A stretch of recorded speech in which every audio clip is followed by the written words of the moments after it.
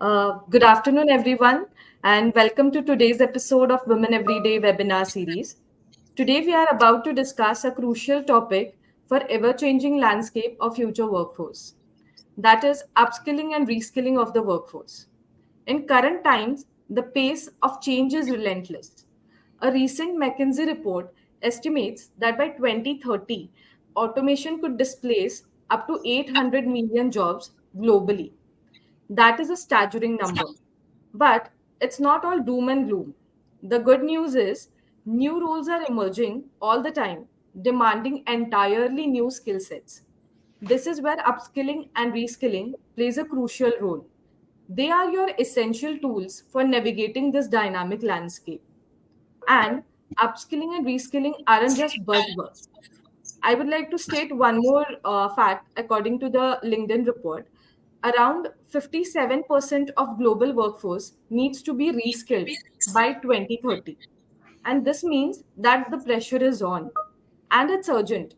But it also means that you have the power to shape your own future. So, on that note, organizations and individuals both are equally responsible for staying ahead of this curve. Today, we are here to explore the power of proactive learning. This is not just about learning, it's also about taking control of your own future.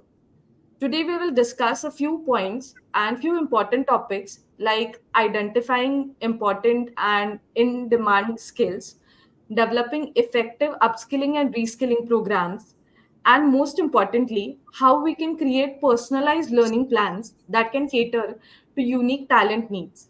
And this will in turn empower you to thrive in the future workforce. And on that note, joining us today are three incredible HR leaders who are shaping the future of talent development. Let's give them a warm welcome and enthusiastic welcome.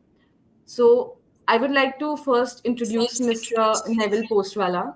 Welcome to the platform, Neville. Thank you, Pooja. Neville is a passionate leader with a multifaceted career. He spearheads talent management at Harbinger Group. His expertise lies in HR innovation, crafting exceptional people experiences, and designing cutting edge learning programs.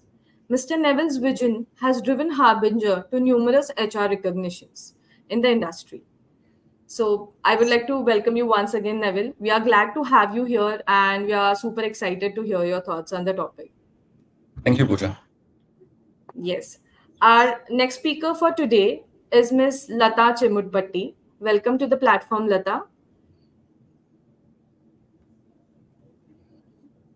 Lata is a seasoned HR professional, passionate about developing human capital and fostering positive workplace culture. With over 2 decades of experience in HR, operations, business partnerships, and organizational design, she excels in enhancing human experiences through HR data and analytics. Her dedication to continuous learning and growth drives her success in dynamic field of human resource. Welcome to the platform, Lata. We are very excited to hear you along on this topic. Thank you, and I'm honored to be here sharing the podium with Neville and Uday this beautiful Friday evening. Yeah. Thank you. Yes, it has been raining in Pune, so it's like we are having a discussion, and I hope many people might be getting many insightful thoughts out of this. So on that note, I would like to introduce Mr. Uday Ghare, our third speaker for today. Welcome to the platform, Uday. Hi. Hi. Uh, Uday is a co-founder and president at Entertainment Technologists. He leads a cutting-edge media technology consulting firm specializing in AI automation and solution design. His company, operating across North America, Europe, and India, excels in media content creation, processing, and monetization. With extensive experience at Tech Mahindra and Infosys, Uday has driven digital transformation programs and AI solutions. Welcome to the platform, Uday. We are excited to have you today. Thank you so much. It's really a pleasure to be on the panel along with Neville and Lata and yourself, Pooja. Yeah, that's great.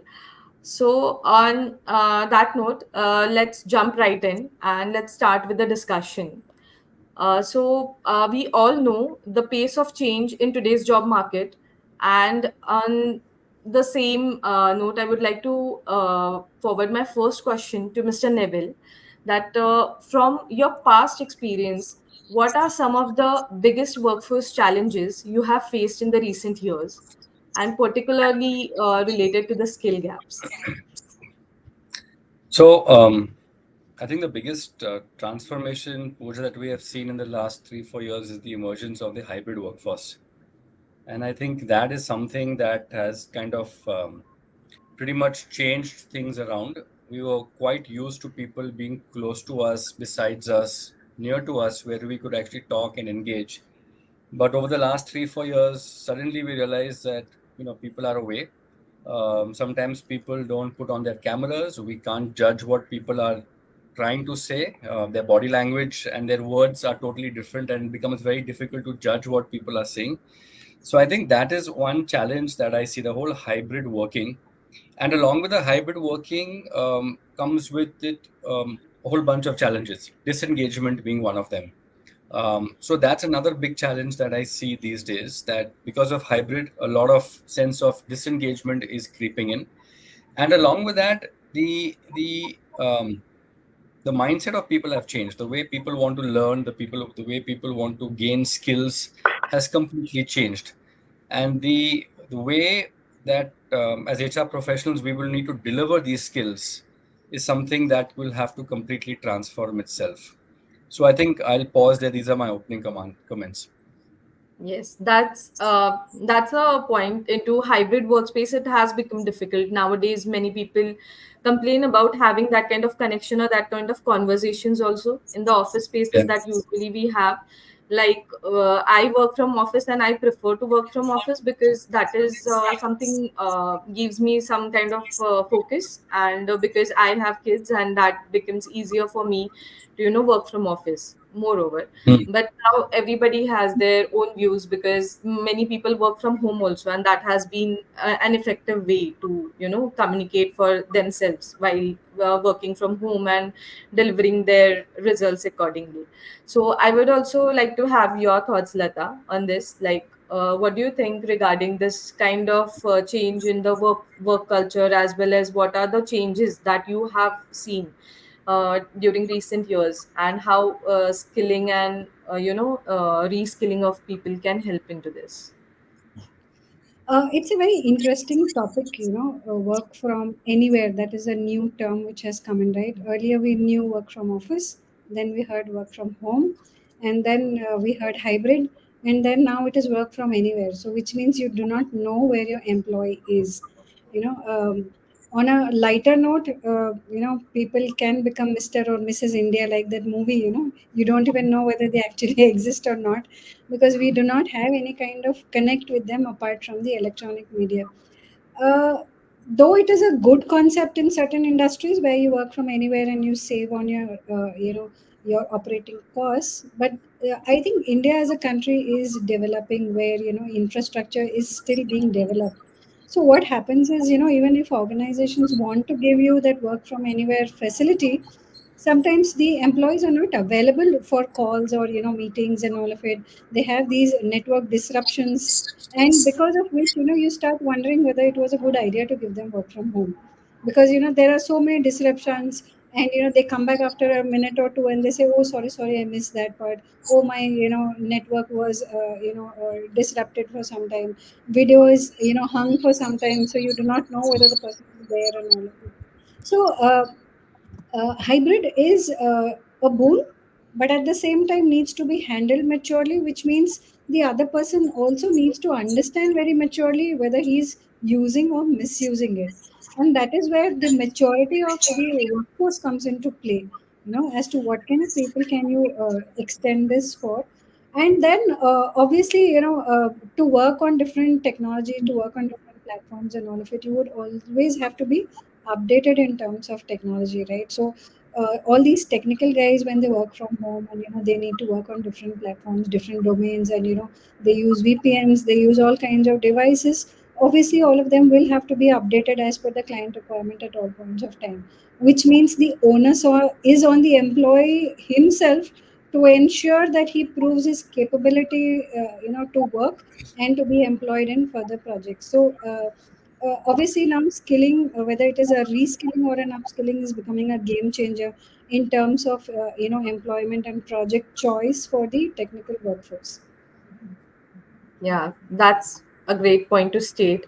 Like, it has been into a game changing thing, but India is an evolving job market wherein many opportunities are coming up, and there is a new workforce altogether which has been coming up.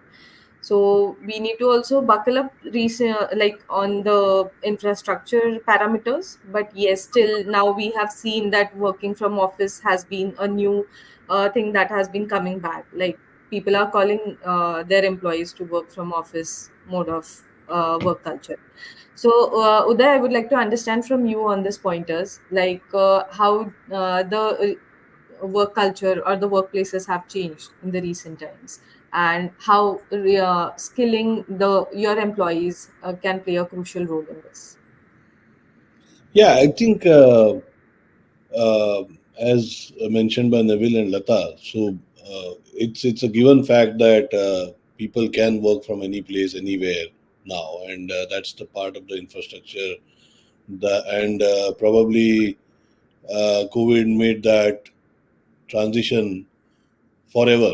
It's not going to be something that we will be able to completely revert back to a office culture again, in-person office culture. So I think everyone is getting used to this kind of a model. So, but it's important that there is a need for new models to interact with employees now in a different way. Having group cultures and team spirit is still very important, and to building that kind of culture in the new era is going to be interesting going forward with more remote kind of events and things like that.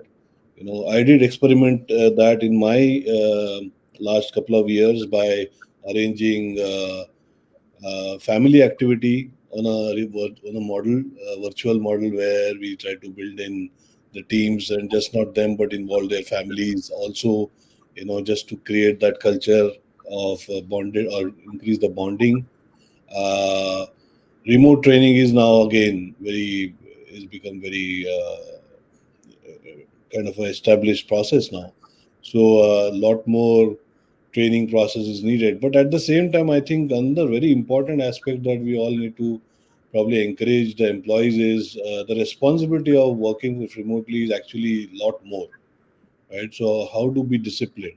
How do we make sure that because there's a lot of tendency for deviations, or a lot of deviations can happen when you are working from home, but you still have to stick to your the expectations and goals of meeting those corporate guidelines, right?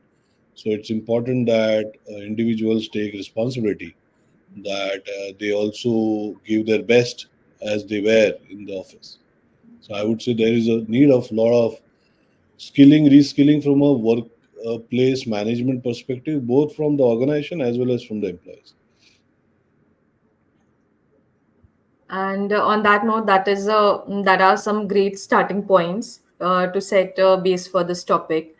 And as we navigate this change, like you said, Uday, there are these terms coming up: upskilling and reskilling.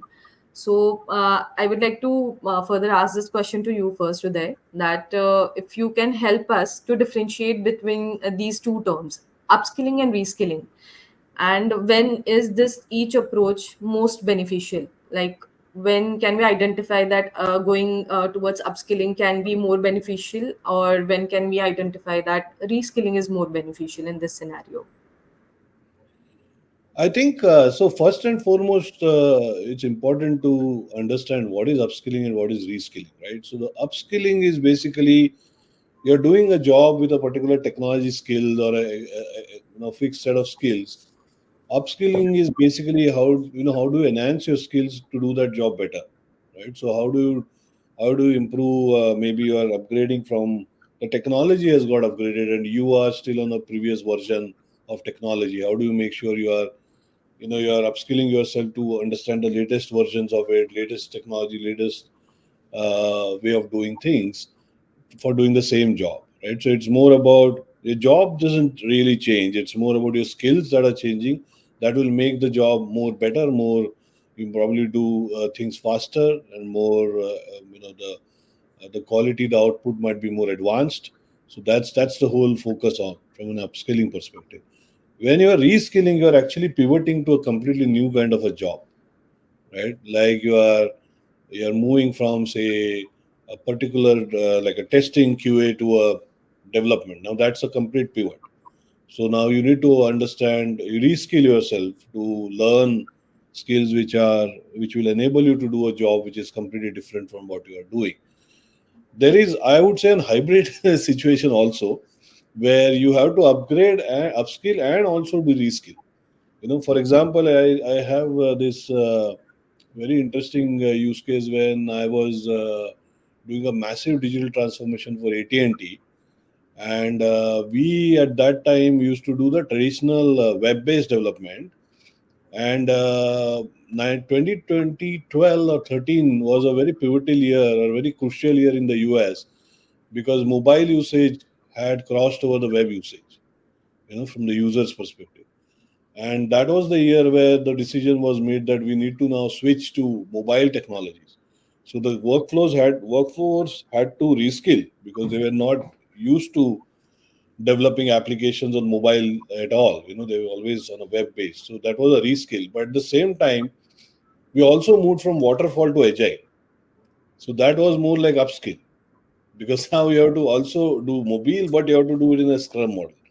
So there was a kind of we did that for a massive 800 employees for Tech Mahindra. It was a massive scale training for both upskill and reskill that time.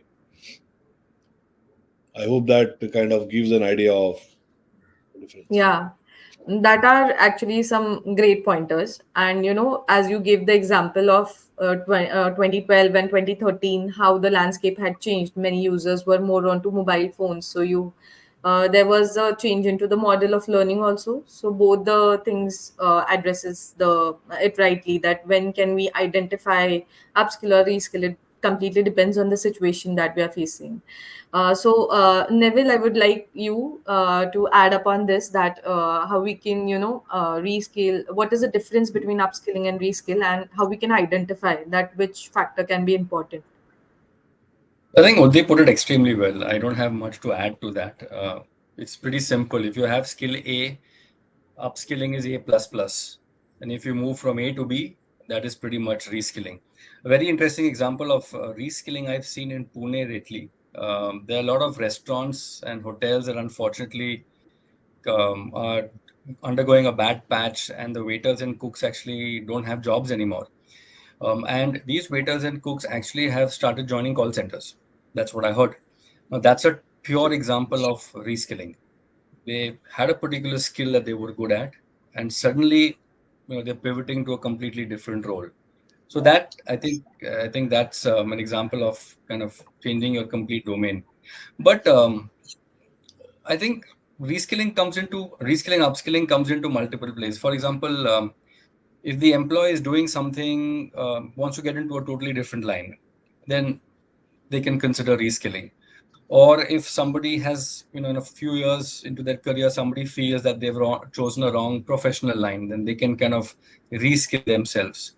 But however, upskilling can be driven in multiple ways. For example, upskilling can be driven by the organization.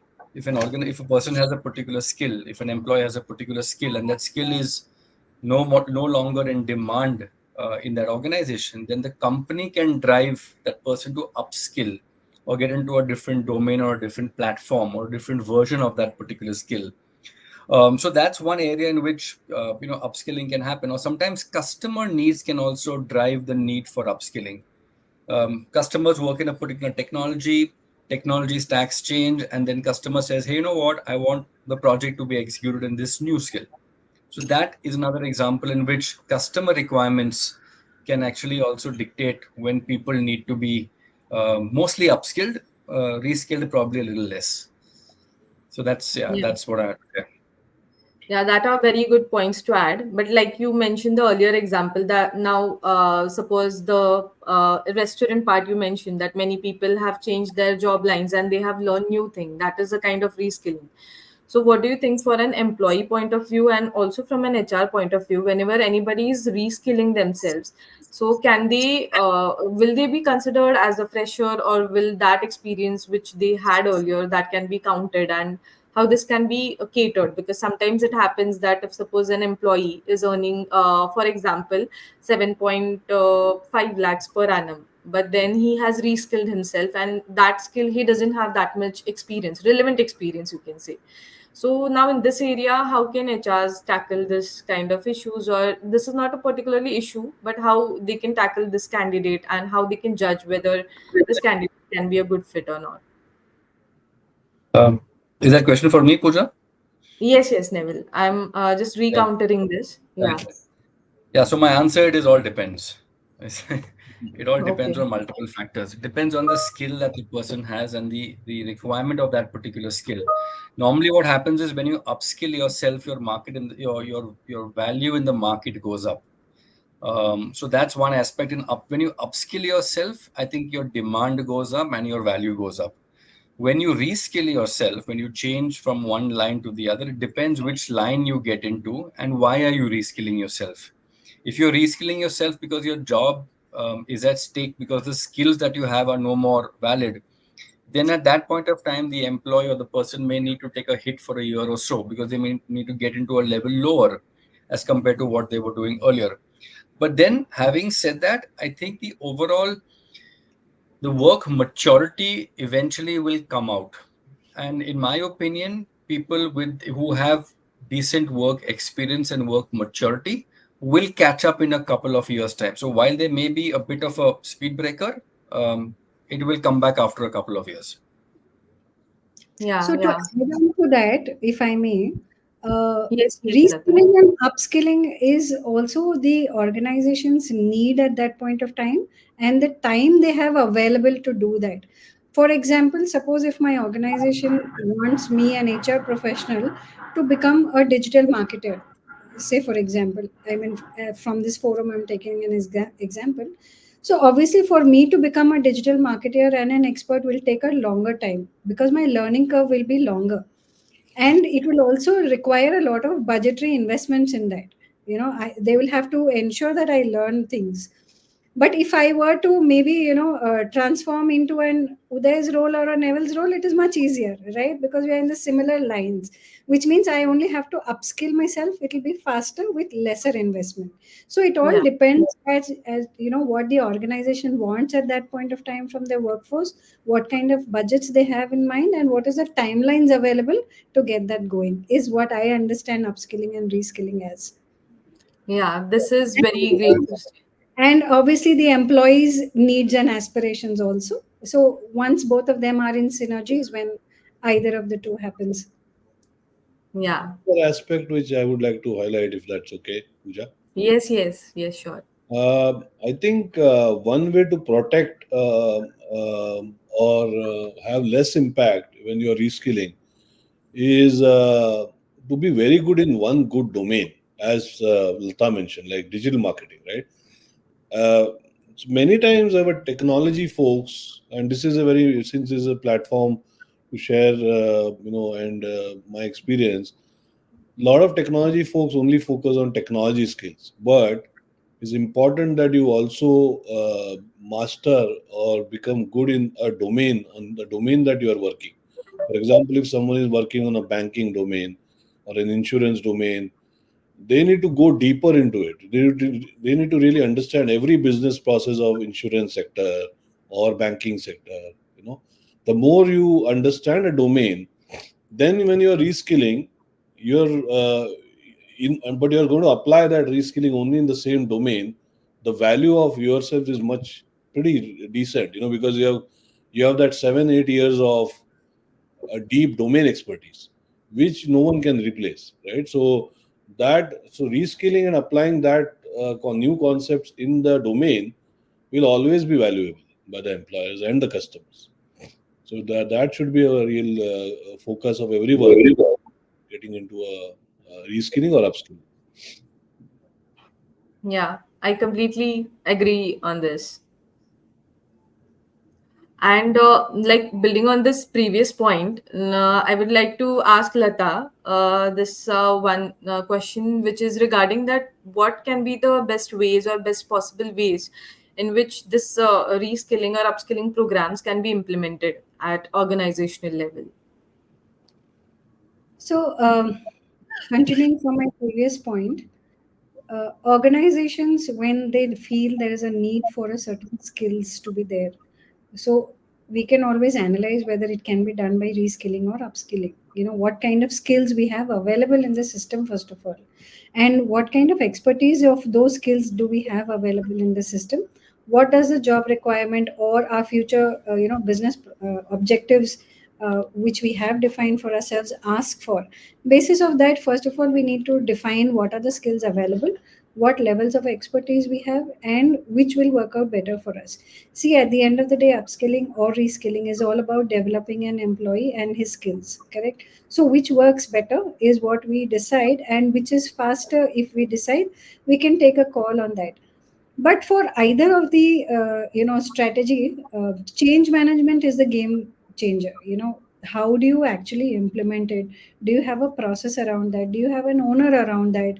What could be the challenges? How do you motivate people? Even the smallest of steps will play an important role in making the initiative a success or not.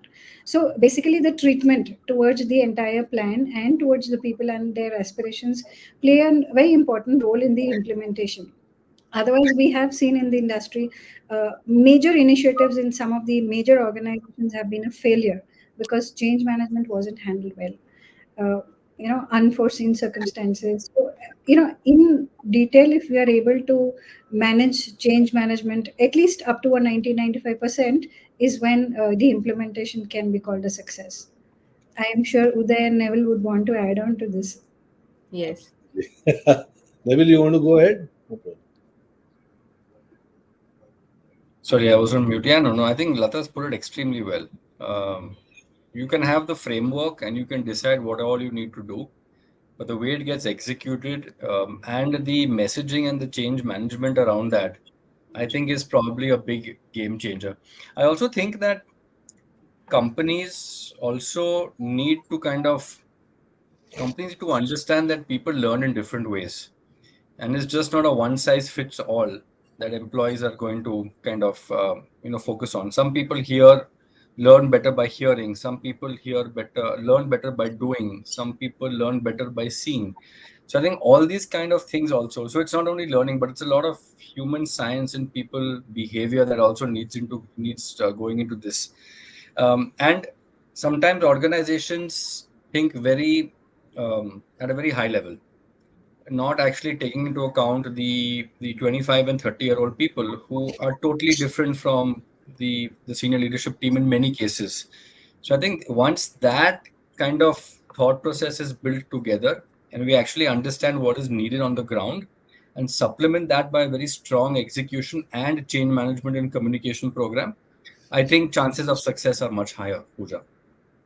Yeah, I completely agree with that. How you handle and how you have your framework in place, that can change many things.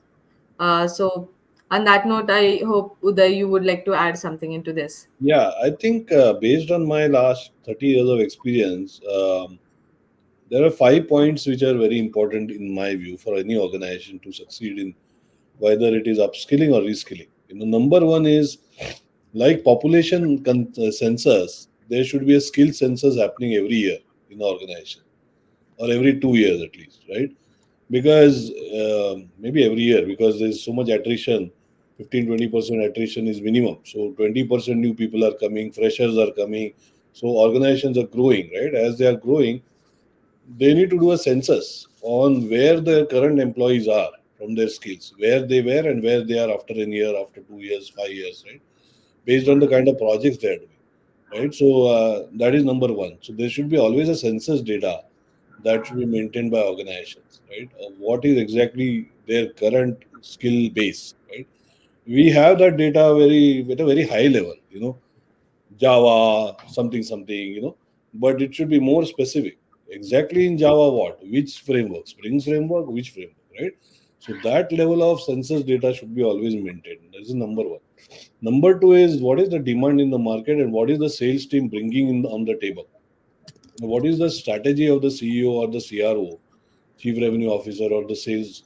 Where is they are thinking of moving the company to? Right? What kind of deals they are making? And according to that, there is a funnel of skills that are required. That actually will make sure that the army that you are equipped for and the war that you are fighting are in sync, right? Otherwise, you have equipped everyone with one kind of weaponry, but you are fighting a very different war.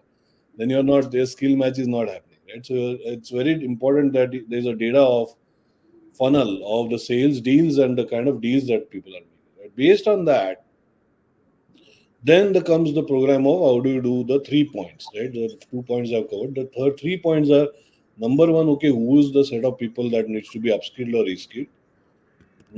And how to make time available for them because they are not sitting idle, they're working on projects, right? So taking out some time from them is very, very difficult, when they are on a project. So how do you make sure that there is a very focused strategy of making some bandwidth for the employees to really take out the time for training, skill or upskilling, right? Balancing their project timelines in such a way or looking at the bench and all that, but you'll have to work out that. That is important.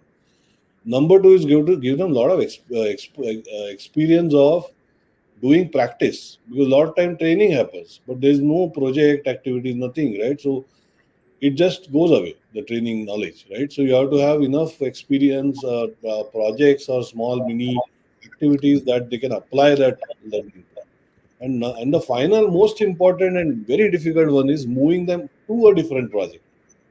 Actually, when a deal comes of that kind, that's the biggest change management because that's where how do we move these skilled people to now or upskilled people to a different. So it's a very conscious decision. It's not easy. It's not easy at all because organizations have to also manage the expectations of their existing customers, existing projects. So it has to be a very well thought of process, a very gradual process. It doesn't impact your existing BAU business, but at the same time, you are moving the organization slowly to to the way the organization wants to sell business also. Yeah. I agree with your points regarding, these are the steps, and it was very insightful, the steps that was mentioned one by one, that how exactly an organization can go, because there are ongoing projects, plus there will be new projects coming in. And at that point of time, you need to take wise decisions, and this process needs to be done gradually. So I think so pre-planning, or as Lata and Neville also mentioned, that having a good framework can help into this to understand that how we can go and how we can plan for upskilling, or maybe by in terms of reskilling. Now, in this market also, like, it's forefront of rapidly changing industry, and staying ahead of the curve is very, very important. Neville, I would like to ask this question to you. Does that how can one identify the in-demand skills needed for the workforce to remain competitive? So, Pooja, I think there are a couple of ways in which what skills need to be upskilled or reskilled, the sources where they come from. I think the first one is if you're working in an organization and dealing with customers, what are your customers asking for? If you have a particular skill and the customers are asking for a different skill, then it's a very clear wake-up call for you, that your teams need to upskill or reskill. For example, recent times, customers have been asking for a lot of data and a lot of analysis around that data to make intelligent decisions. If your teams don't have this kind of skill, then it's a very clear need that you need to upskill the teams in this particular area. So that's one. What are your customers asking for? Another area is that which direction is your business or your industry moving towards? So, for example, if you're in an industry that has a lot of manual or repetitive work, this is something that can very quickly get automated. So that's also a very clear-cut area of reskilling somebody. You can't make work more manual than what it is. You'll have to reskill them and find new jobs for them to do. So that's the other way, which is finding the direction which your industry is moving to. And the third thing, which is look at your competitors. What are your competitors doing? Are your competitors more successful than you? If they are more successful, why are they doing what they're doing? Are they growing faster than you? Have they got into a different area or different domain? Are they doing adjacent work from your main domain, or what's happening? So I think if you look at your competitors as well, you may get some insights from that. And based on those insights, you may take a decision whether you need to upskill or reskill. So these three areas. Okay, and right now AI landscape has been evolving. So whenever it comes to AI is in everything. Like if you talk marketing, it's in marketing. If you talk about HR or any another domain, AI is the integral part, I think so, which is something which has brought a kind of disruption.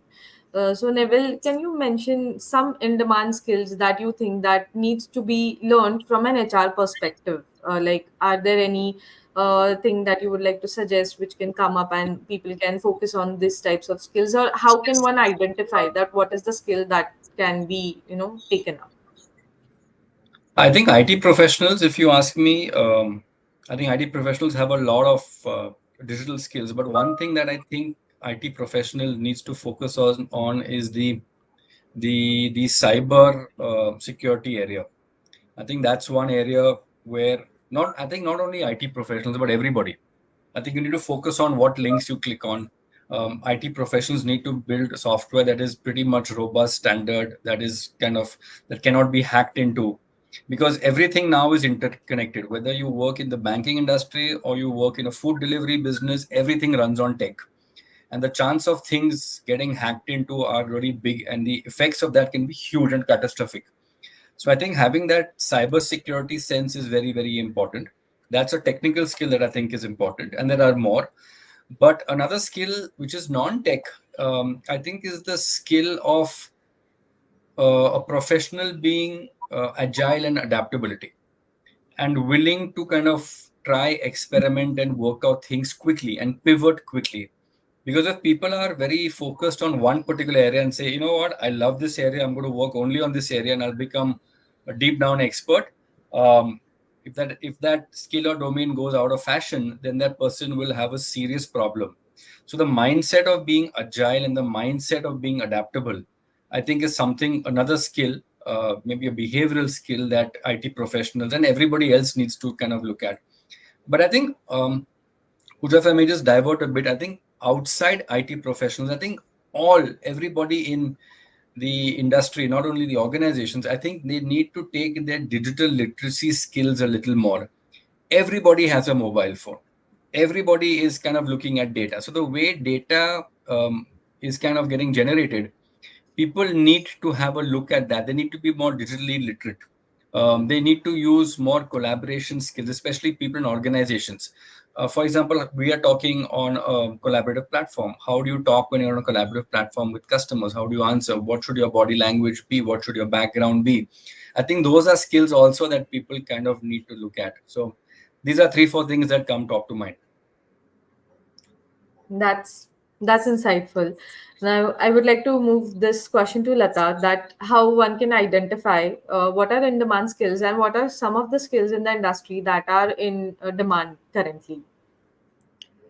So, continuing from where Neville left off, uh, the first step is obviously understanding the industry. Where are you in the industry? You means your organization. Which part of the growth phase is your organization is at this point of time? What is your short-term and long-term goals? And see how are you well aligned with the industry basis of your goals.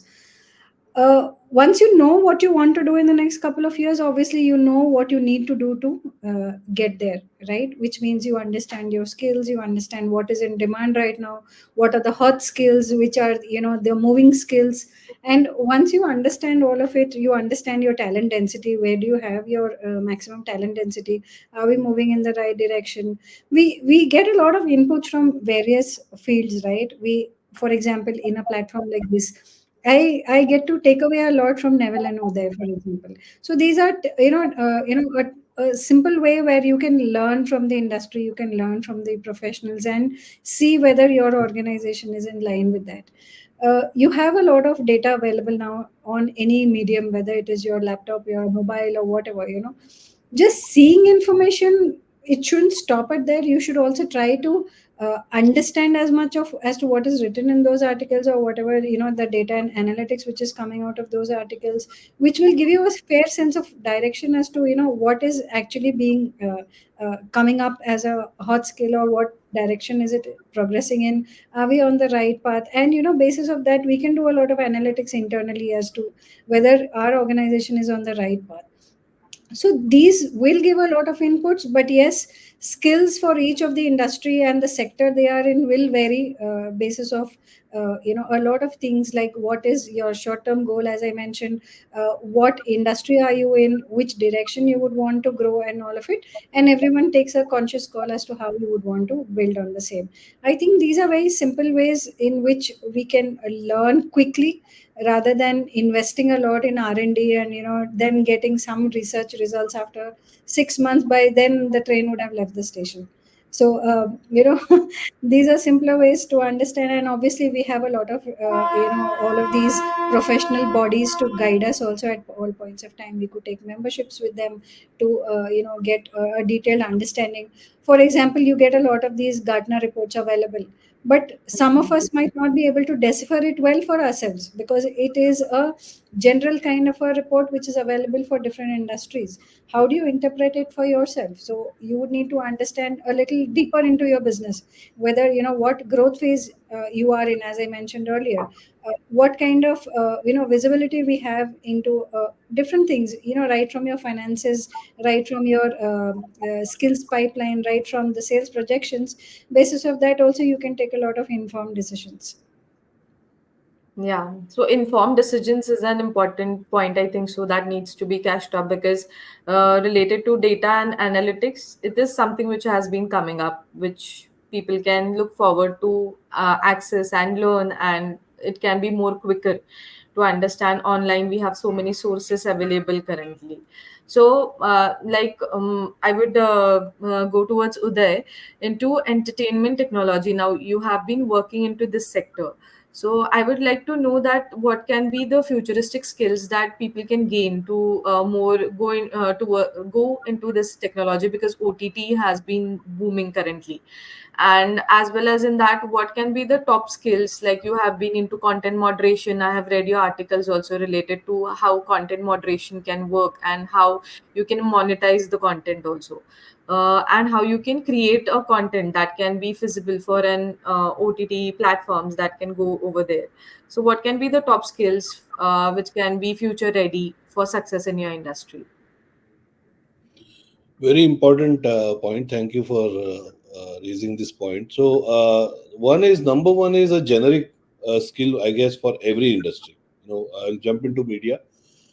One very important data point: over the last couple of years, in the US itself, 65,000 plus AI companies were created already. Right, 65,000 AI companies are developing AI algorithms on some or other, solving some or other business problem. Right, it could be a small nugget of solution, but there is a massive scale of AI revolution happening globally, and AI is here to stay. This is not something like a figment of someone's imagination. This is going to stay. AI is going to stay, and it's going to change the way things are going to happen going forward from a computing perspective. So it's very important that people really start understanding the basis of what is AI, right? What is deep learning? What is machine learning? What is reinforced learning? Everyone has to understand basic understanding of AI. There will be a lot more skills needed to use AI rather than create AI. So it's going to be more like, how do you join two algorithms and solve the problem, right? So API integration skills, how to integrate different things. Some new words will start coming in which you never thought about earlier or discussed, like, okay, give me data, but also summarize it. So summarization algorithm has to be there in the code, right? So there will be new algorithms that will translate into terminologies which the functionalities would have by default, and the developers would have to integrate those very quickly, right? So you need to start understanding different kind of things that are going to come in. Base code is always nowadays getting created by itself by AI algorithm, right? So you don't need to start from scratch. You will have a base code, but now the question is, how do you modify, how do you develop it better, you enhance it better? So the speed of coding is going to be, the expectation from the developers will be, the things that you are doing in 5 days, now you may have to probably do it in 3 days, because you already got the 2 days kind of a benefit of already ready code, ready structure, from your AI algorithms or AI platform. So lot of focus, I would say, should be on AI. Now coming back to media entertainment, very interesting space. uh, Streaming is becoming BAU, as you know, everyone looks at streaming. So a lot of focus is on how video technology. So how do you understand videos? How do you process videos? How do you compress videos? So compression. Security is a very big important aspect which Neville mentioned.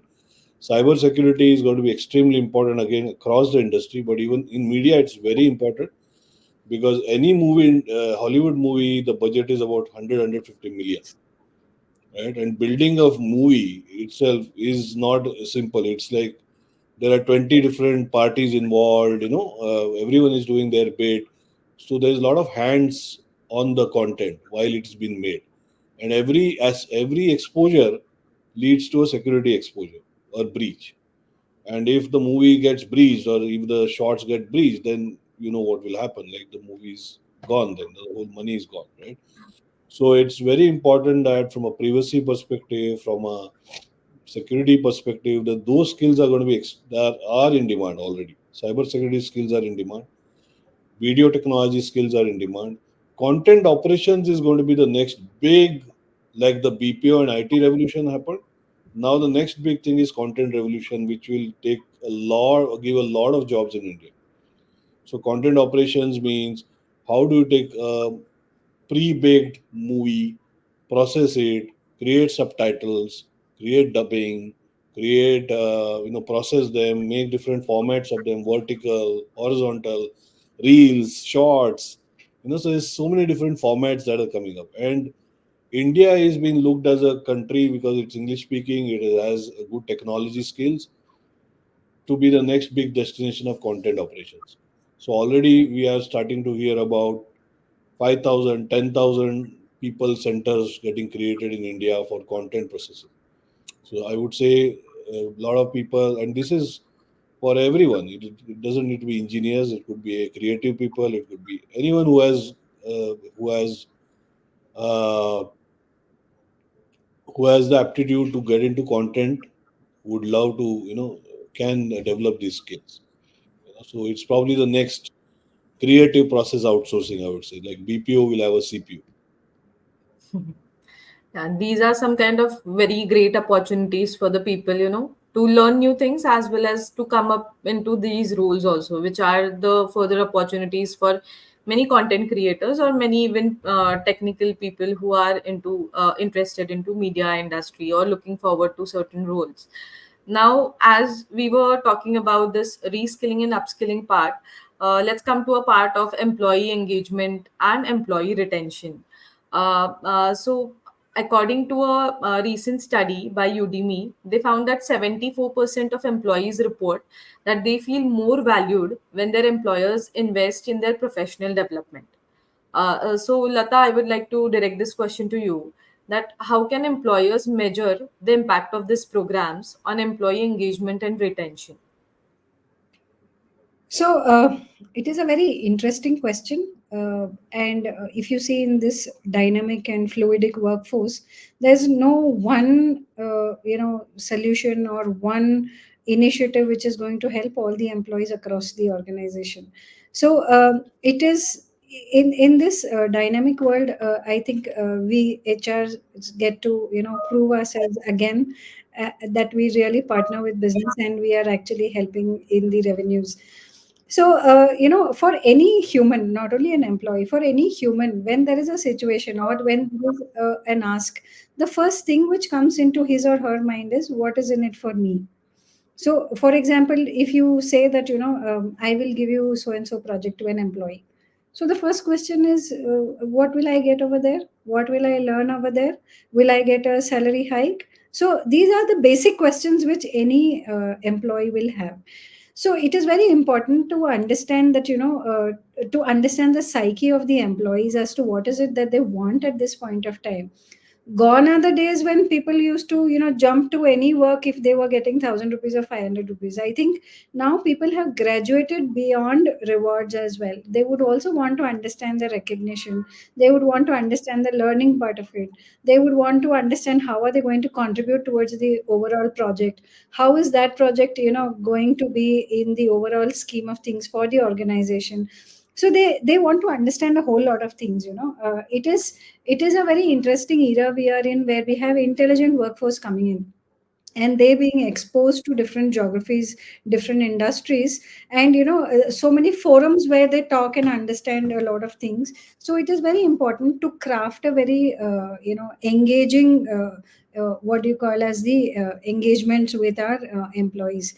See, engagement, normally you see a lot of reels and memes where engagement is rangoli for HRs is what everybody talks about. But I think we have gone way beyond rangoli for the last couple of years, but then people refuse to accept that. They still think fun Fridays and rangolis is engagement.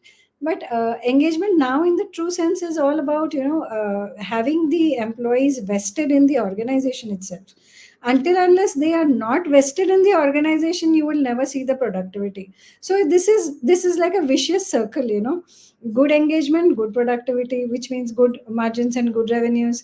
No engagement, no business, and we are going in a downslide.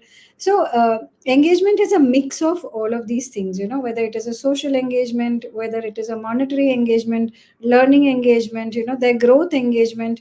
So what we in our organization, NetConnect Global, normally strive to do is talk to the employees on day one of their joining to understand what are their career aspirations.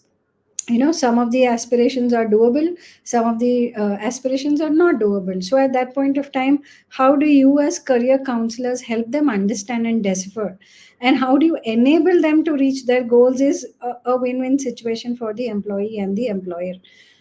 Because at the end of it, employee is happy, which is why the employer will be happy, right? So the career aspirations discussions, desire map discussions is something which is actually helping us a lot in lengthening the employee tenure in our organization.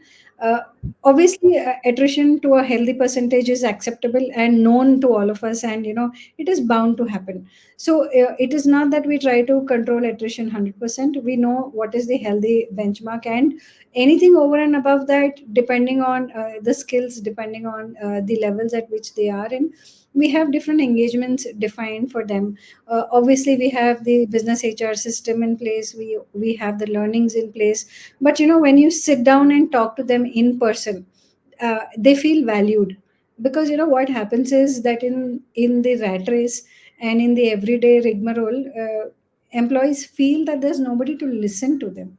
Whether you do anything for them or not is a secondary question. Whether there's somebody to listen is the primary question.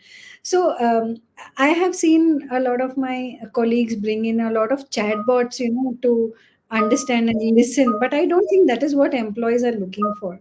They're looking for a healthy ear to listen to them, empathize with them. Rest is okay. Whenever it happens types. So these are a few practical things which we have brought into the system, and these are actually helping us help employees grow in their career, and that is very, very satisfying for us at this point of time. Yeah, thanks for adding such good points into employee retention and how it is helping into their engagement also, and how it has changed like over the years. It's not just about taking some engagement activities in the office, but it's beyond that to understanding what exactly employee needs are. So, Neville, I would like you to add upon the part of employee engagement and employee retention as per upskilling and reskilling point of view. And as well as I would also, as we are short on time, I would like to take closing points also from all of you that you would like to mention to our audience.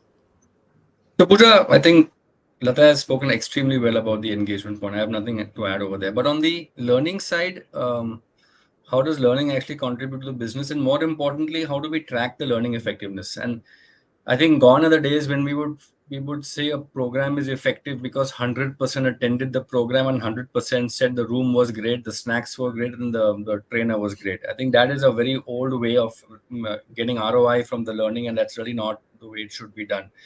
I'll give you an example in Harbinger, actually, how we track the effectiveness of learning and how that actually helps the organization. So what we do is before the learning program, we track the person's level of skill and competence in that domain that is being that's going to be trained on. And 2 months later, we track the same rating to see whether the rating has gone up, whether it's the same or whether it's gone down. And the internal benchmark, we say that for everybody who attends this program, 80% of scores should show some improvement. And these scores are given by the manager who is working with this person. So the manager has seen the person before, and now the manager is seeing the person after. So that's one way in which we track the effectiveness. The other way is, which is difficult to do, is tracking feedback from the customer. And I'll give you a very nice example. We have a particular program that is run by the L&D team that actually has small groups of people, and we kind of encourage them, or we tell them how it's great to speak up on customer calls, how it's great to ask questions, how to push back, etc. Because as a culture, normally we are comfortable in saying, what has been given to us, we will do that, and we will not ask questions. This program was exactly the opposite. It was speak your mind, ask questions. If you're not clear about something, ask for clarification. So that was how the program was run. And now it's extremely difficult to find out whether this program has been effective or not. But one of our customers actually got back to us and said that, in the last 1 month, we've seen a remarkable change in your people. Suddenly they're asking questions. Suddenly they're becoming proactive. Suddenly they're pushing back. And we've not seen this. So what have you guys done? Now that is a 100% ROI for this particular program. So when the customer actually gives this to us, that's a great feedback for us, and that tells us that the program is going well. And then finally, I think from a business point of view, in terms of upskilling and reskilling, another good way to measure progress is how fast are you able to start projects with a new skill. For example, do you have to hire 50% people from outside, or can you start the project with 100% of people from inside? What is the productivity on that project with upskilled people? So those are some other detailed metrics which are difficult to manage, to measure. But I think if you can track that, then there's a lot of way in which you can actually bring back to the value. So these were three areas in which I thought, upskilling and reskilling can actually contribute. We can measure them so that they contribute effectively to business. Yeah. Thank you for your closing points, Neville. Uday, I would like you to add your closing points for the audience.